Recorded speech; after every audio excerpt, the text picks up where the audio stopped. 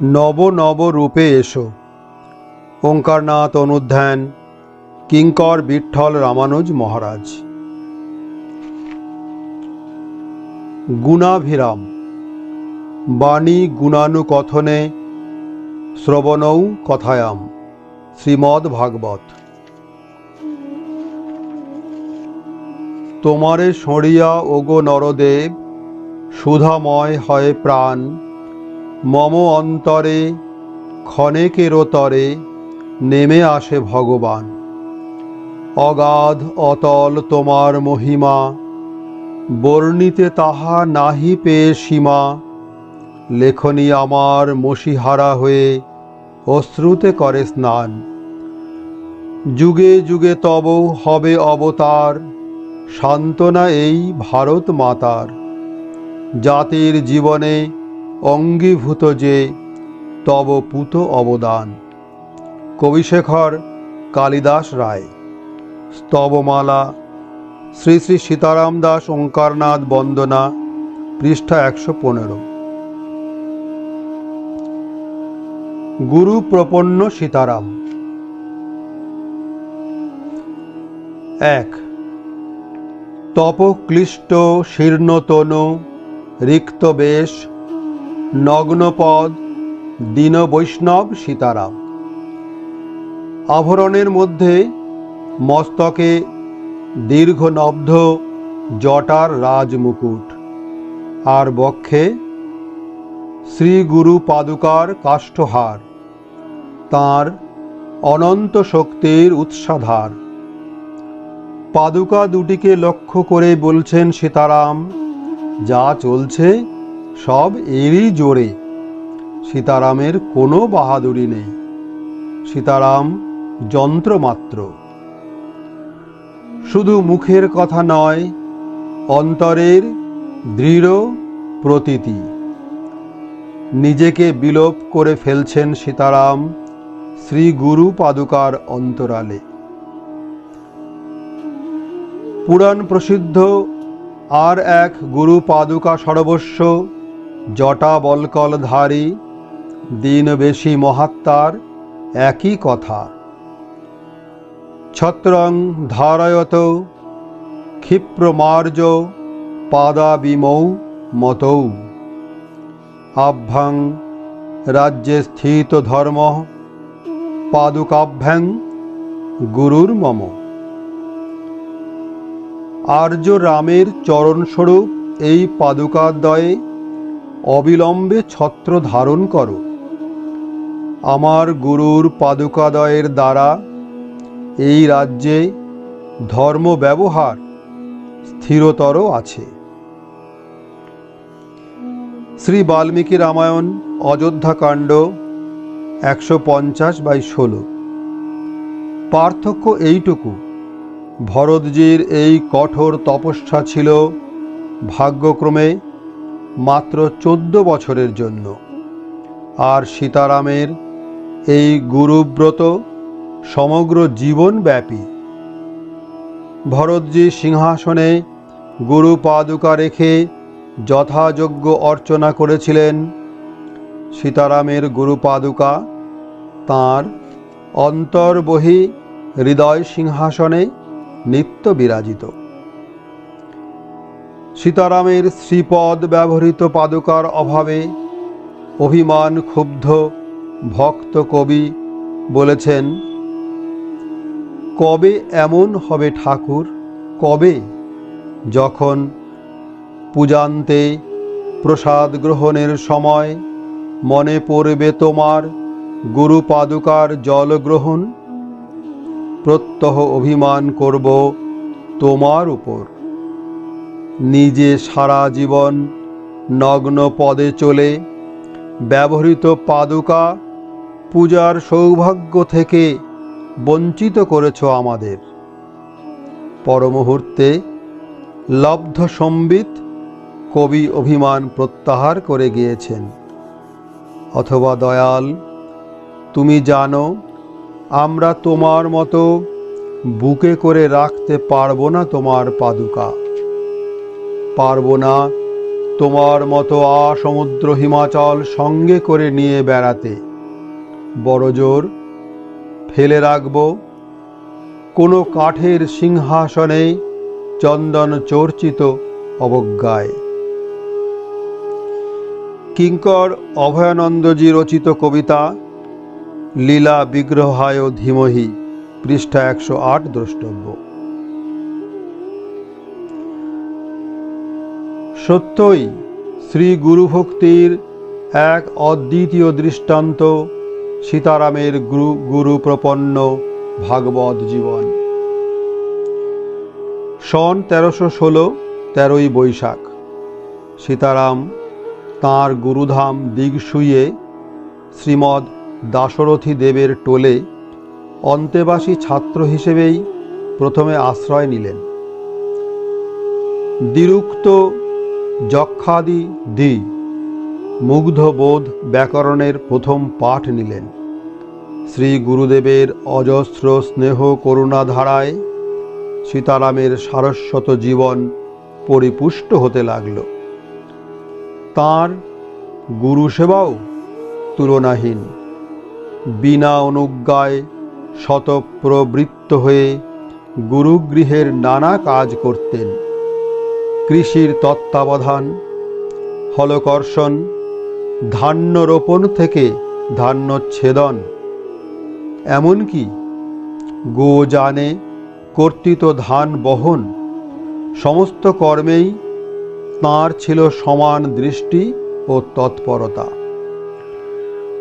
গুরু সেবার সঙ্গে সঙ্গে চলছিল গুরু আচরিত পথের নৈষ্ঠিক অনুসরণ।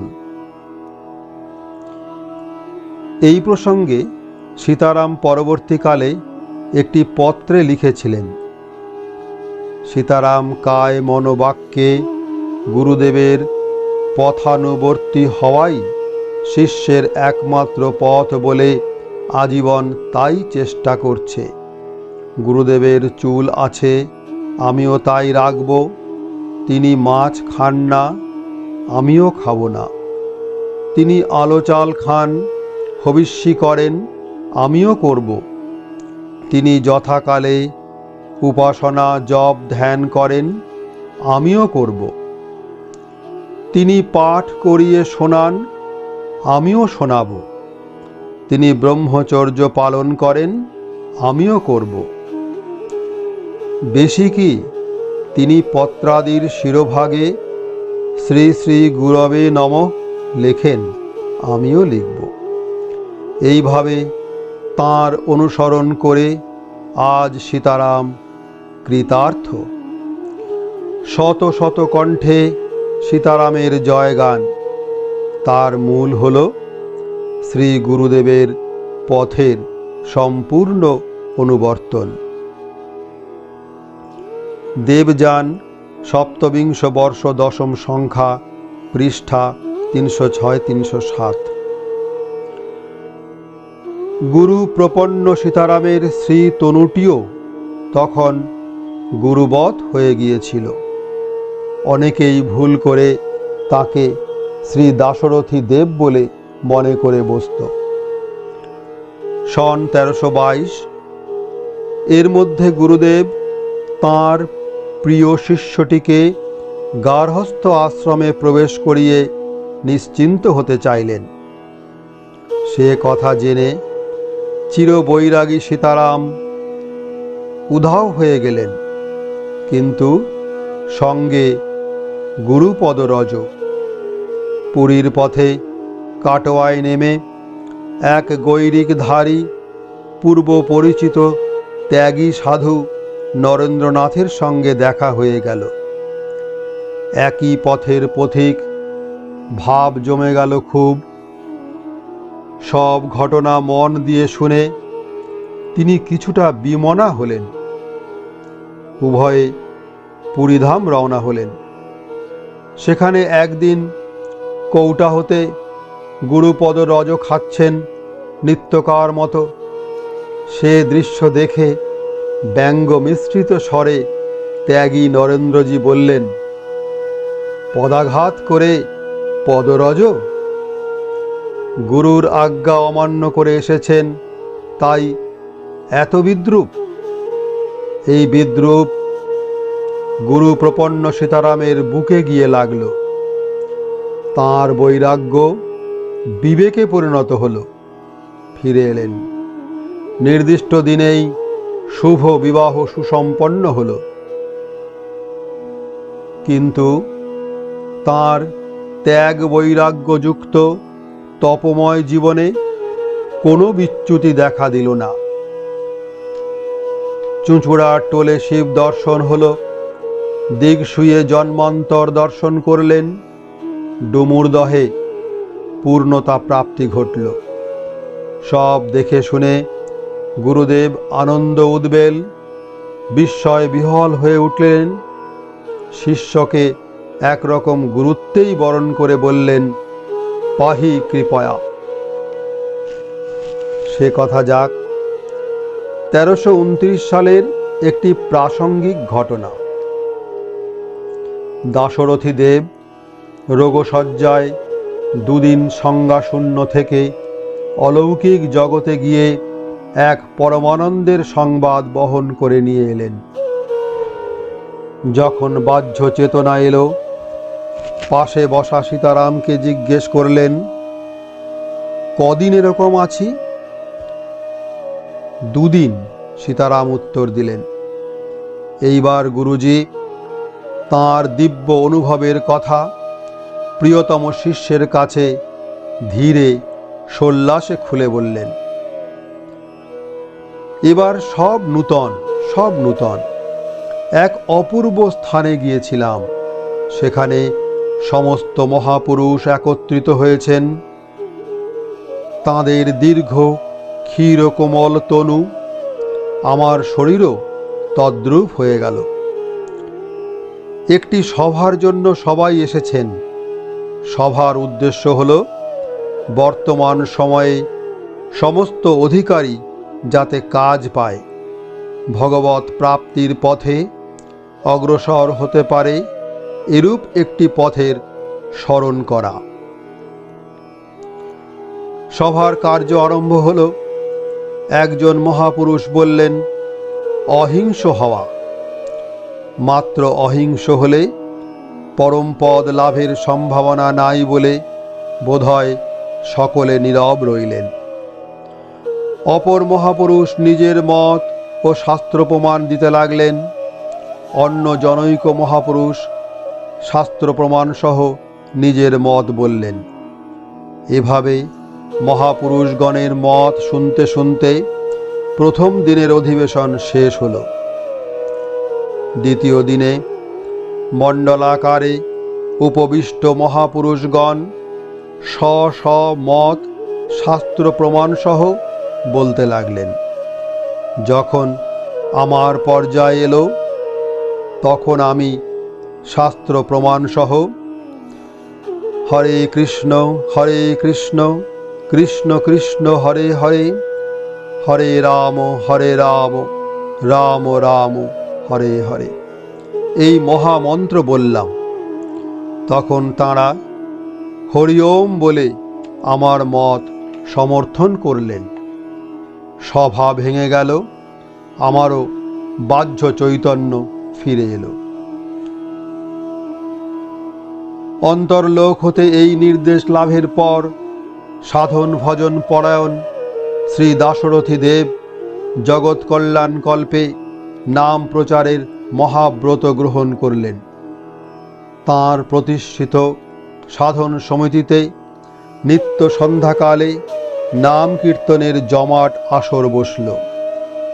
সঙ্গী হলেন সীতারাম সহ অন্যান্য অনুচরবৃন্দ। দুর্ভাগ্যক্রমে শ্রী দাশরথী দেবের জীবন প্রদীপ অকালে নির্বাপিত হল। তাঁর অসমাপ্ত মহাব্রত উদযাপনের জন্য সুযোগ্য উত্তরাধিকারী সীতারামকে তিনি রেখে গেলেন। লোকান্তরে গিয়েও কিন্তু তিনি তাঁর সত্য সংকল্পের কথা ভুলতে পারলেন না। স্বপ্নে এসে একদিন সীতারামকে উদ্বোধিত করে গেলেন, বলে গেলেন, আমি ক্ষুধার্ত, আমি ক্ষুধার্ত। এ কথার অর্থ কি? স্বপ্নথিত সীতারাম চিন্তিত হলেন, ভাবলেন, বৃষৎসর্গ শ্রাদ্ধ করা হলো, গীতা দান করা হলো, তবুও আমি ক্ষুধার্ত কেন বললেন? আমি পৃথক কিছু করিনি বলে কি আমি ক্ষুধার্ত বলে গেলেন? একটু ধ্যান দিতেই গুরুগত প্রাণ সীতারাম তাঁর হৃদয় দেবতার সুস্পষ্ট ইঙ্গিতটি ধরতে পারলেন। না, তা নয়।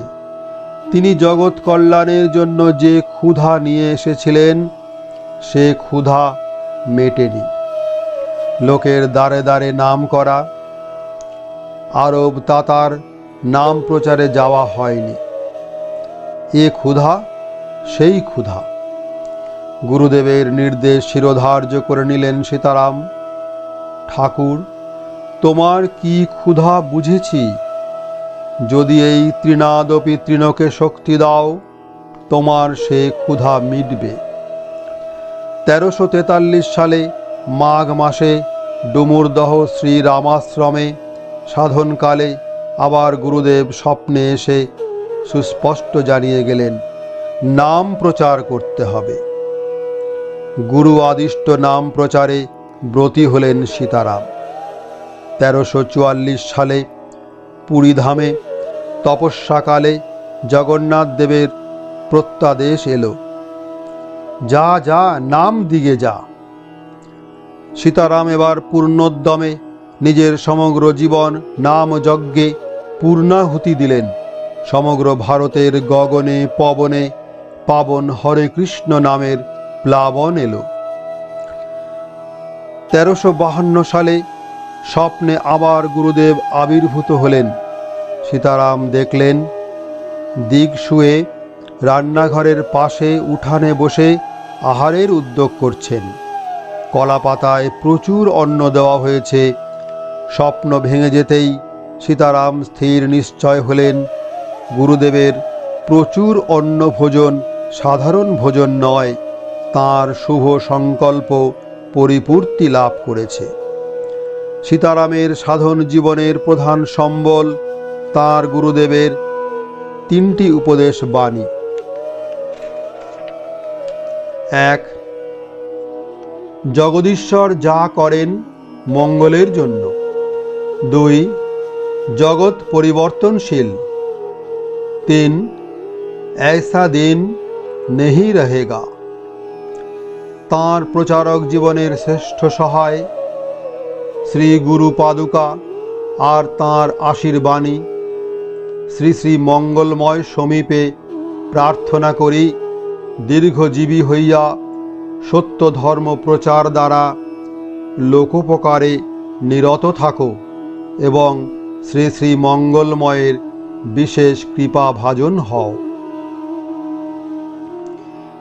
এই আশীর্বাণী সীতারাম কেবল হৃদয়ে ধারণ করে ক্ষান্ত হননি, তাঁর প্রবর্তিত প্রত্যেক পত্র পত্রিকায় এই গুরু বাক্যকে বর্ম হিসেবে সর্বাগ্রে রেখেছেন। তাঁর সমস্ত পুস্তকে শ্রী শ্রী গুরুদেবের চিত্রসহ এই আশীর্বাণী তাঁর গুরুনিষ্ঠার বিজয় পতাকা উড্ডীন করছে। সমস্ত মঠ আশ্রমেই তাঁর শ্রী গুরু বিগ্রহের নিত্য পূজার্চনা চলেছে। একই সঙ্গে উল্লেখ্য, আশ্রমে সিংহাসনে যদি সীতারাম নিজ মূর্তি দেখেন তো উগ্র মূর্তি ধারণ করেন। সেবকরা বাধ্য হয়েই আপন আপন কক্ষেই গুরু পূজা সারেন। তাঁর পুস্তকেও তাঁর চিত্রের স্থান নেই, পত্রিকাতেও নেই। সুদৃঢ় কণ্ঠে বলেন, আত্মপ্রচার আত্মহত্যা। সীতারাম শুধু গুরু মহিমা প্রচারেই আগ্রহী। যাবদায়ুস্তাবদ বন্ধো বেদান্ত গুরুরীশ্বরঃ। এই আচার্য বাক্যের সুদৃষ্টান্ত স্থল হল সীতারামের গুরু প্রপন্ন জীবন। অন্তিম শয্যাতেও প্রত্যহ তিনি গুরু পাদুকা মস্তকে ধারণ করেন, গুরু পদদক পান করেন, শ্রী গুরুকে নিবেদিত প্রসাদ গ্রহণ করেন। গুরুদেবের কথা বলতে গিয়ে তাঁর কণ্ঠ রুদ্ধ হয়ে যেত, নয়ন হয়ে উঠত অশ্রুপূর্ণ। সীতারাম গুরু বন্দনা গেয়েছেন। হে মোর আরাধ্য নিধি প্রাণের দেবতা, জ্ঞানদাতা, দাশরথী, গতি মুক্তিদাতা, শ্রী তুলসীদাস প্রভু চরণে তোমার অধম সেবক করে কোটি নমস্কার। পাদুকা যুগল তব হৃদয়ে ধরিয়ে, দীন সীতারাম দাস গেছে ধন্য হয়ে। কেবল গুরু বিগ্রহটি নয়, গুরু প্রপন্ন সীতারামের পরম শ্রদ্ধা ভক্তির স্থল গুরু মাতাও। বারবার ছুটে গিয়েছেন দিকশুয়ে গুরু মাতার চরণ দর্শনে। যে কোনো উৎসব বা শুভকর্মে সর্বাগ্রে তাঁর গুরু মাতাকেই স্মরণ করেন, তাঁর উপস্থিতি আশীর্বাদ প্রার্থনা করেন।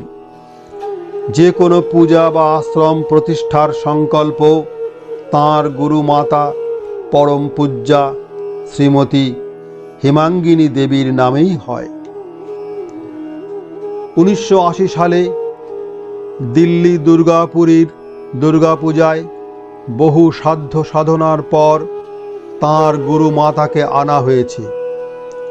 সীতারাম তখন গুজরাটে তপমগ্ন আছেন, দুর্গাপূজায় আসবেন না জানিয়ে দিয়েছেন। কিন্তু টেলিগ্রামে মাতাজির আগমন সংবাদ পেয়ে ছুটতে ছুটতে এসে সীতারাম হাজির। গুরুমাতা অবস্থান করছিলেন দিল্লির নিকলসন স্কোয়ারে তাঁর নাতজামাই সীতারামের প্রিয় সেবক শ্রী সুব্রত রায় চৌধুরীর বাসভবনে।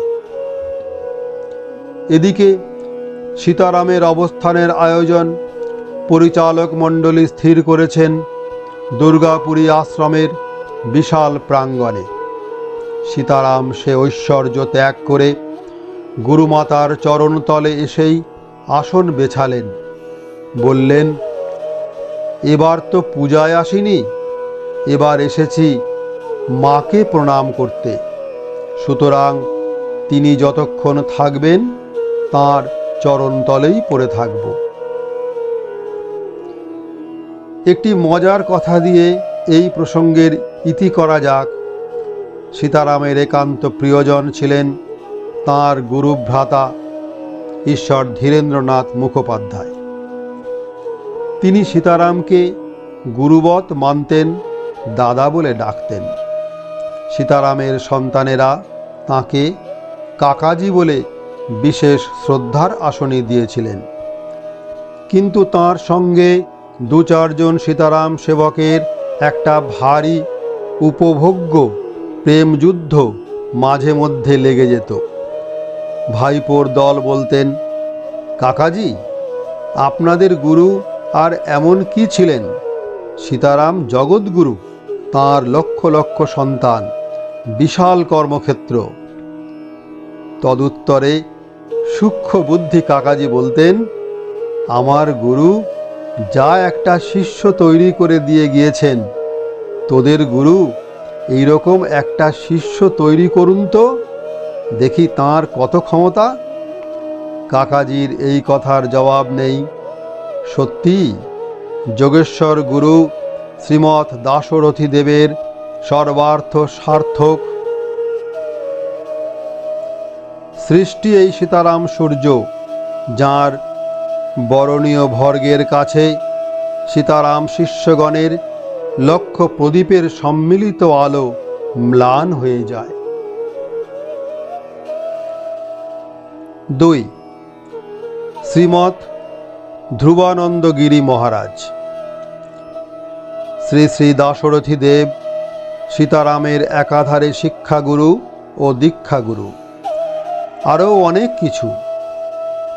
তাই তাঁর প্রতি সীতারামের ভক্তি শ্রদ্ধা উচ্ছ্বসিত না হয়ে থাকতে পারে না।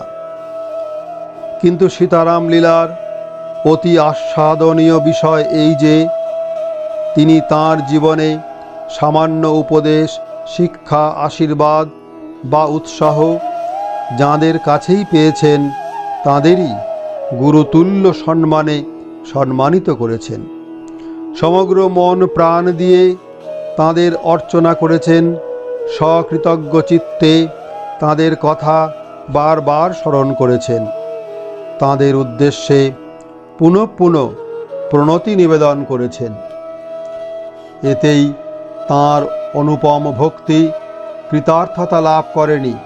তাঁদের অনেকের নামেই আশ্রম প্রতিষ্ঠা করেছেন। সেখানে বিগ্রহ সেবার মতোই তাঁদের আলেখ্যের সেবা পূজা প্রবর্তন করেছেন।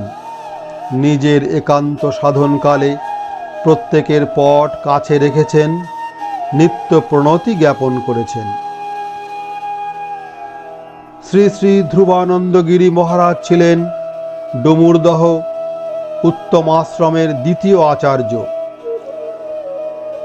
দীর্ঘাঙ্গী, সুপুরুষ, জ্ঞানী, প্রেমী এই মহাপুরুষের সংস্পর্শে বাংলার বহু জনগণ অধ্যাত্ম পথে চালিত হয়েছেন। সীতারামের অগ্রজ ঈশ্বর বঙ্কিমচন্দ্র এবং অগ্রজ জায়া সরজুবালা ছিলেন এরই কৃপাশ্রিত। তরুণকাল হতেই সীতারামের উত্তমাশ্রমে যাতায়াত ছিল। সাধন রাজ্যে অগ্রগতির সঙ্গে সঙ্গে এই যাতায়াত যেমন বৃদ্ধি পেল, স্বামীজির স্নেহ বন্ধনও তত দৃঢ় হতে লাগল।